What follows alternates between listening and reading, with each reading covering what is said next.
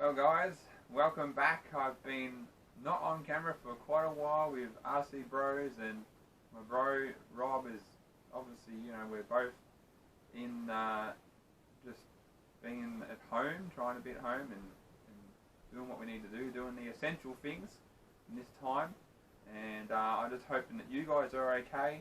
And I just wanted to show you a little thing I've done just recently to one of my cars, and I'll give it a bit of a run with the newest different ESC I put into it, and we'll see how it goes.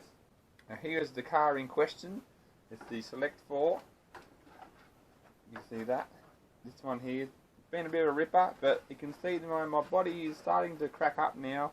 It's got a lot of, got the big crack in there. You can see it's opening up, and I've actually now put little white bits, see those little white tabs, little washers type things on top now, to stop my body from just getting more ruined. So, as I said, this truck in the past isn't bad. Some of the things that can go wrong with it are the front end, in where these pieces here are actually sometimes get bent, and that causes that pin to obviously then pop out, and also your bushes. You have to watch little plastic bushes are in there. They can have issues. I've got to actually recheck this car. I think the bars, that stabilizing type bars, I've got the right name for that now, but they just need to be readjusted and tightened up again, because I think they're pulling out on the back. But the sway bars, just got to check that everything's right. But what I've done in this is I have changed the ESC. See that one there? That's a hobby wing one now, which actually came out of a combo I bought back quite a while ago now. But I made the mistake. Guys, you need to understand, when you buy a combo or a motor, that not the biggest KV is best. And all the guys who have been doing this for years will know that you can't just put in a whopping big motor and not change your gears and not change your pinions and your spur gears, because that's what I thought I would do. I would go and take this big motor in, a 4200 kV motor. That's what this originally came with, this hobby wing, the XR8 SCT. This ESC will run up to 4S, to the 4S. So that's what I was looking for. But the whopping big motor, I don't need, I had to change my gearing too much to the point that I actually couldn't do it. So yeah, I was trying to start the car in third gear, which is no good for the motor, and it's putting a lot of load on the motor and making that hot. And so I've had to split the combo. This car used to have, I'll just show you what it used to have. So just bear with me for a moment and I'll be back. So this was the set that I got. I got the 3660 G2 censored brushless motor to 43 kV, 4300 kV, and the ESC is a 140 amp and suitable for 1/8 competitions.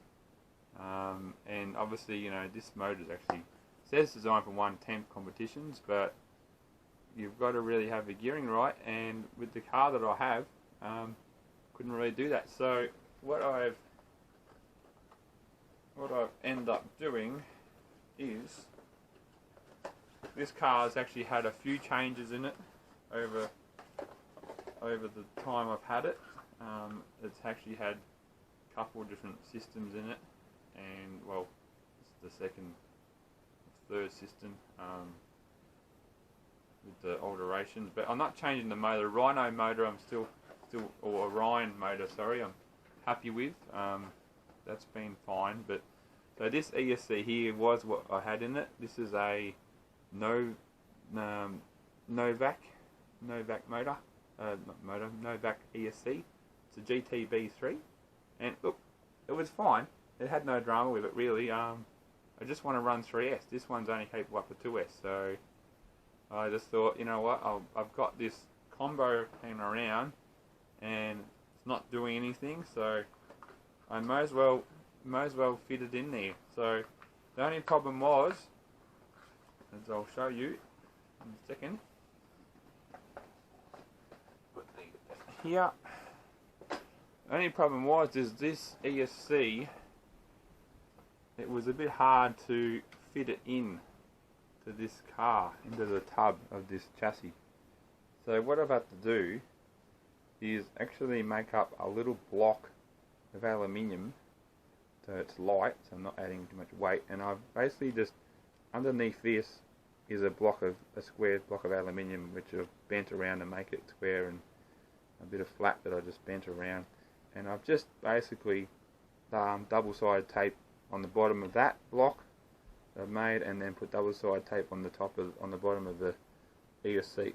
So you know what I love about these ESCs is the push button that it has, instead of a switch that slides. Occasionally the sliders will want to slide back on you, and you're in the middle of like you've landed or something in a jump, and then it's switched off on you, and occasionally, it hasn't happened to me much, but I've seen it in other guys on YouTube, and I just think that is a good idea, just having a button that doesn't slide anywhere, so it cannot really be switched off in any way, unless you've actually, something else actually hits down on it. So it's good, it's a bit more foolproof. So I'm going to see how this goes, and so yeah, that's the motor that I've had in this one for a little while now. I don't know if you can read anything on there, but so this car, look, we're gonna go and give it a shot. Alright guys, let's see how it goes. Try the big jump.